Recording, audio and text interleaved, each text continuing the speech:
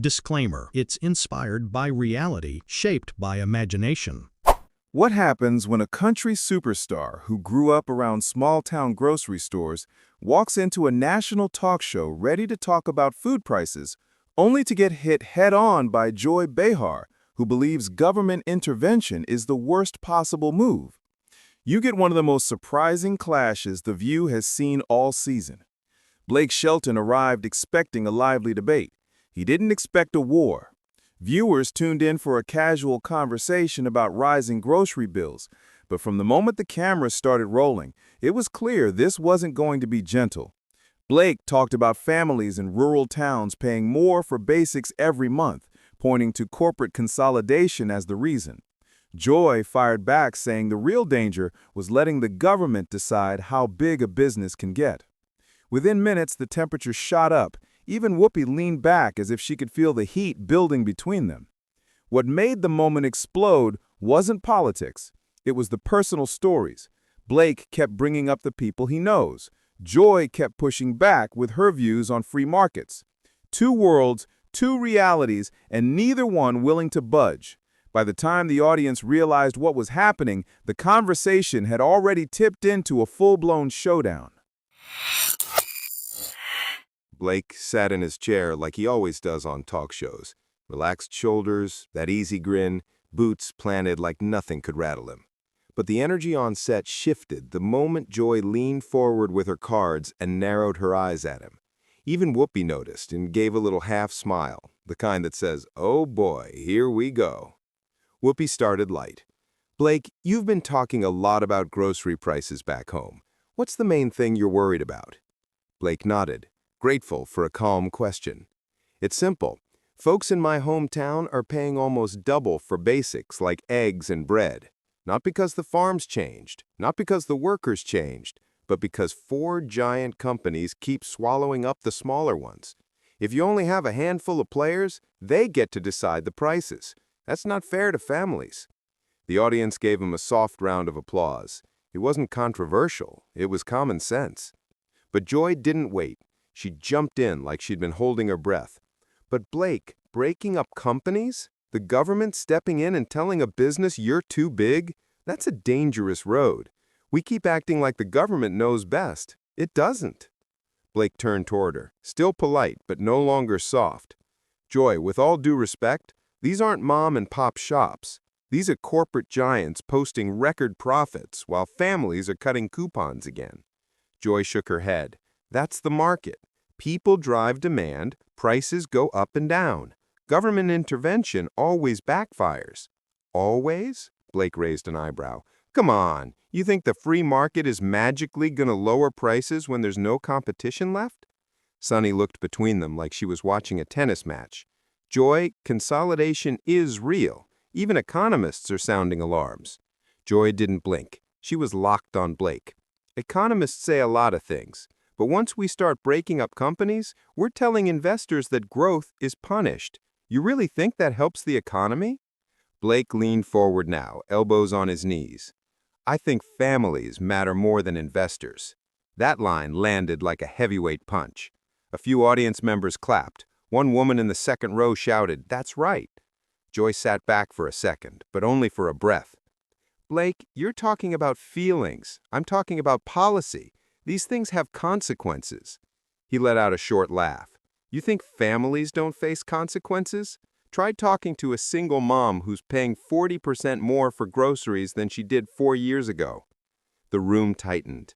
Blake's voice had lost its warmth. Not angry, but raw, honest. Joy's jaw set in place. Denise on the far side cleared her throat like she wanted to shift the mood, but no one was listening. Whoopi tried to intervene. Okay, let's pace ourselves." But Joy cut back in. "I'm just saying you can't fix everything by running to the government. That's not how the economy works. And I'm saying the economy isn't working at all for the people feeling this. If the system only serves the biggest companies, then maybe the system that needs fixing." The audience clapped harder this time. Joy opened her mouth, but Blake wasn't done. "I'm not a politician, I'm not an economist, but I know what I see. When every store in town is owned by the same chain, and that chain decides to hike prices, the whole town pays the price." That's when Joy's voice sharpened. "You're oversimplifying it. And you're avoiding it." The studio went silent. Even Anna raised her eyebrows, impressed and a little nervous. Sparks weren't just flying now. They were starting to land. Joy inhaled like she was about to roll out her biggest point yet. Blake braced without moving a muscle. And the whole table knew this wasn't staying polite for much longer. The moment Whoopi tried to steer things back to neutral, Joy leaned in again, as if she'd been waiting for the perfect opening. "Blake, I get that you care about the working class. Really, I do. But you're treating these grocery companies like cartoon villains. They operate in a global system. Prices didn't magically jump because of mergers." Blake didn't raise his voice, but his expression sharpened. "Joy, I'm not talking about cartoon villains. I'm talking about 4 companies controlling 80% of the market. That's not global pressure. That's a monopoly with a fresh coat of paint." Sonny nodded. "To be fair, economists have been warning about consolidation for over a decade. There's less competition across the supply chain than ever." Joy waved her off. "Sure, but breaking them up?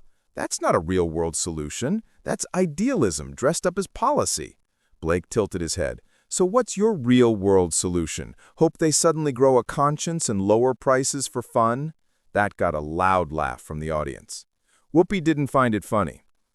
"Prices rise for reasons you don't want to acknowledge. Transportation costs, global instability, shortages, and corporate profit margins," Blake cut in. "Record corporate profit margins. You can't talk about rising prices and leave out the part where these companies are bragging to shareholders." Joy's jaw tightened. "You're cherry-picking." "Am I? Because the families I talk to aren't combing through spreadsheets. They're standing in a grocery aisle deciding what to put back." That line hit hard. Even the people who usually sided with Joy looked like they felt that one. Whoopi stepped in again. "Let's not pretend people aren't hurting. Grocery prices have jumped a lot, and people are stressed." Joy threw her hands up. "I'm not denying that. I'm saying government breakups won't fix it. Once you start tearing apart companies, you slow down production, transportation, investment. It could make things worse." Blake shook his head. "So doing nothing is the plan." Joy fired back. "No, letting the market stabilize is the plan." Blake laughed under his breath, but it wasn't amused. "Joy, the market has had decades to stabilize. It didn't. It consolidated. It boxed out smaller competitors, and now it squeezes people dry." Anna joined in, trying to soften the moment. "Maybe there's a middle ground, regulation, oversight, price transparency." But Joy wasn't having it. "No, you don't want government managing private business. It never ends well." Blake didn't blink. It ended pretty well when the government stopped Standard Oil, when they stepped in to keep railroads from ripping off entire regions, when they stopped telecoms from owning everything, from lines to cables to your phone bill. Joy's voice grew sharper. "Those were different eras, different industries. You can't treat groceries like oil." "And you can't treat them like optional luxuries," Blake replied. "People don't have a choice. Everyone has to eat." A woman in the front row clapped loudly, alone at first, then joined by a cluster behind her. Joy pressed her lips together. "You're acting like these companies sit around plotting ways to bleed people dry." Blake gave a small shrug. "They don't have to plot. When you own everything, the prices rise on their own." Joy leaned forward again. "You're blaming the wrong people. And you're protecting the wrong people." That line didn't just hit, it detonated. Even the producers behind the cameras shifted. You could feel the tension pressing on the walls. Joy looked stunned for a second, not hurt, not angry, just stunned that anyone had said it out loud on national TV. Then she recovered. "Blake, you're oversimplifying a complex problem, and you're overcomplicating a simple one. People can't afford groceries." By now, the audience was fully split. Half leaned toward the table, locking onto Blake. The other half waited for Joy to swing back harder. The air felt tight, like everyone expected the next line to tilt the entire episode. And it would, because Joy wasn't done, and neither was Blake. The temperature at the table changed the moment Joy straightened her chair and folded her hands, the way she does right before she throws a punch wrapped in a smile. "Blake," she said slowly, You don't understand how the economy works. You're a country singer, not a policy analyst. This stuff is complicated." The audience reacted immediately. A few gasps, a few groans, a few people muttering, "Wow," under their breath. Blake didn't move at first. He just stared at her, surprised but steady. "So, my opinion doesn't count because I sing for a living?" Joy shrugged. "I'm saying this isn't a matter of feelings. You can't fix national pricing with country boy logic." The phrase, country boy logic, hung in the air like a bad smell. Whoopi's eyes widened. Sonny looked down. Anna winced. Blake leaned forward, voice still calm. "Joy, I grew up in a home where a paycheck didn't stretch. I watched my mom use coupons like it was math homework. I've seen the stress on a parent's face when groceries go up and the paycheck doesn't." Joy opened her mouth, but he didn't let her jump in. "You're sitting here telling me I don't get it, but millions of people living paycheck to paycheck get it. They're living it." A few people applauded, not loud, but loud enough. Joy crossed her arms. "That's emotional storytelling. It doesn't solve anything." That was it. Sonny leaned in. "Joy, that's not fair." Joy didn't back down. "I'm being honest. You can't keep running national policy on heartstrings. You need data, GDP impact, market behavior. And you need humanity," Blake cut in. "Because if your policy doesn't help the people live in it, what good is it?" Joy rolled her eyes. "This is what happens when we invite celebrities into economic debates." Blake smiled, but it wasn't friendly. "Joy, I spent years saying regular people should have a voice. I'm a regular person. I just happen to hold a guitar while I say it." That landed hard. Denise Welch would have jumped in on loose women, but here it was Whoopi trying to steady the ship. Whoopi raised her hand. "Let's not turn this personal." Joy exhaled sharply. "I'm not being personal, I'm being practical." Blake shook his head. "Telling someone they're not qualified to talk about feeding their family is pretty personal."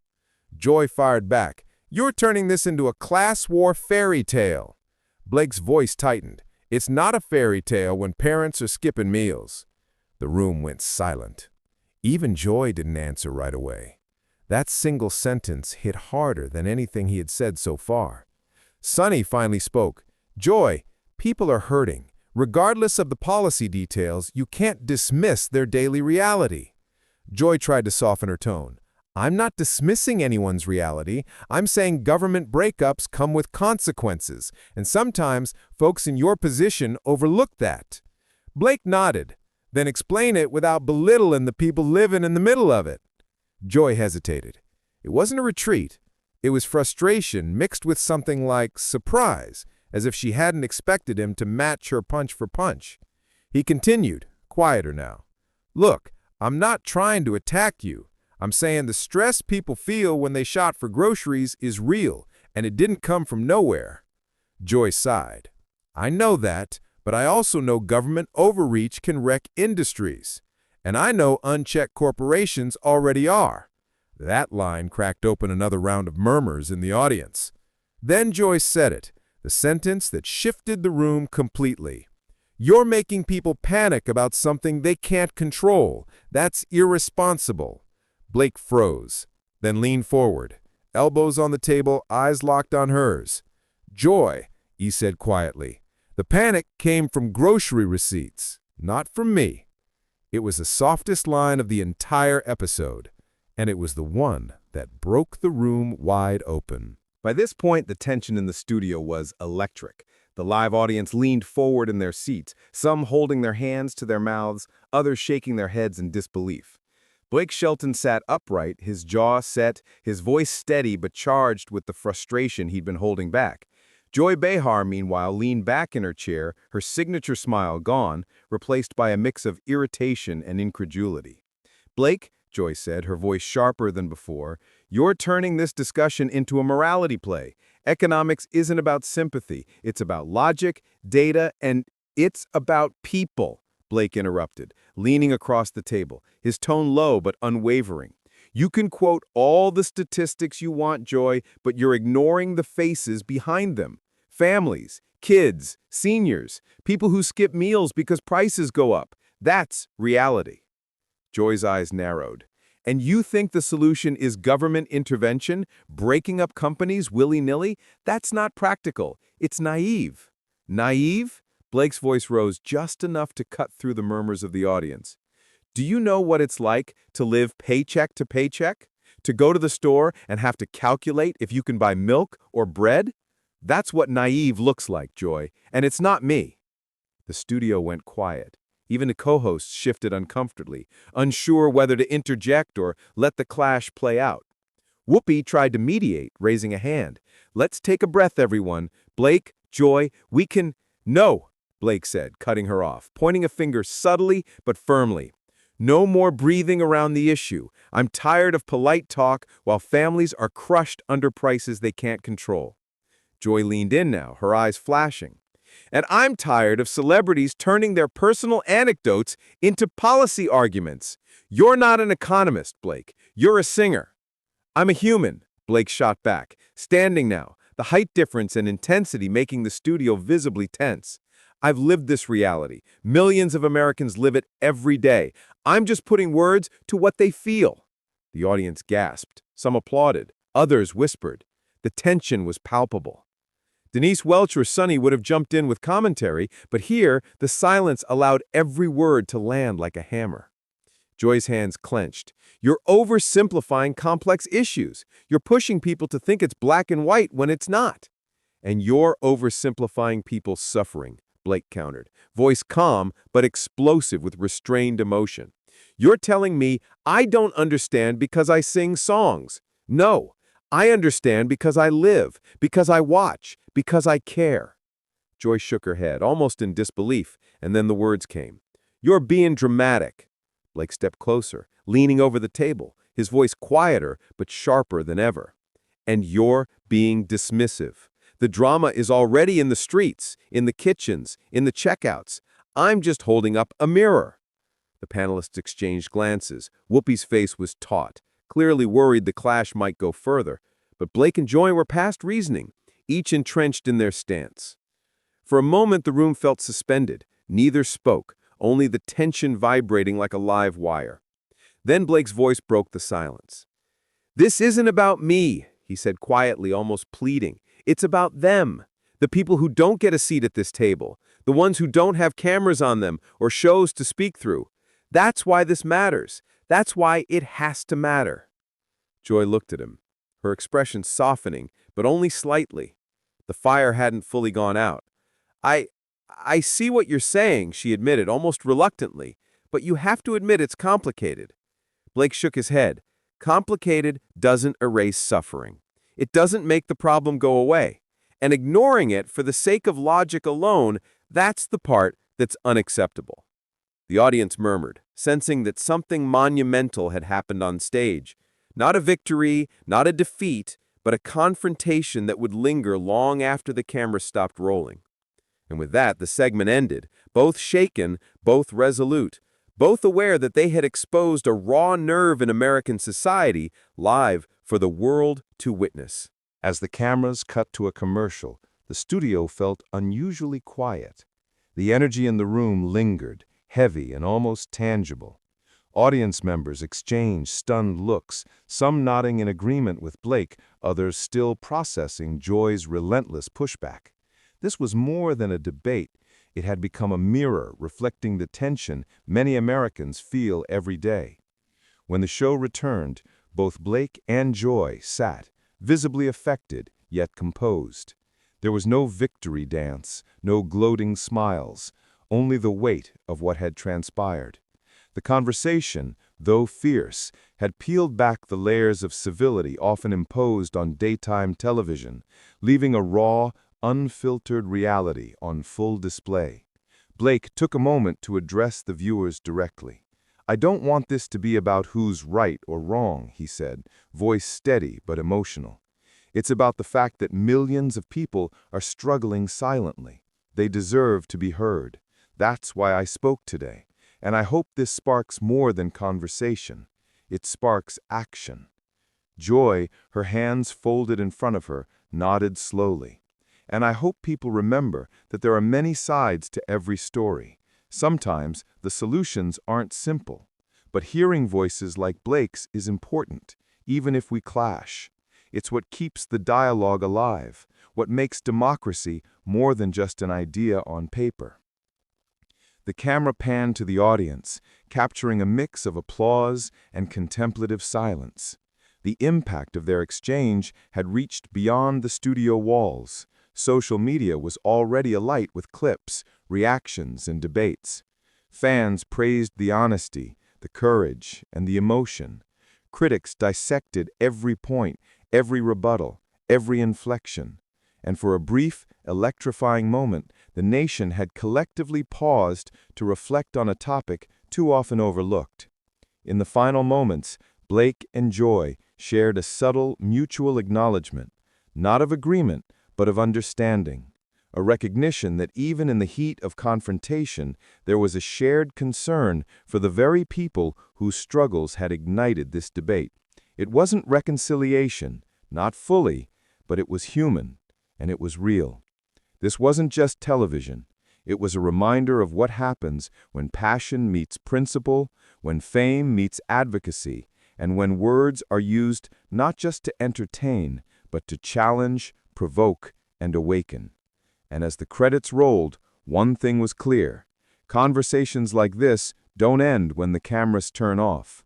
They ripple outward, shaping thoughts, discussions, and perhaps even policy.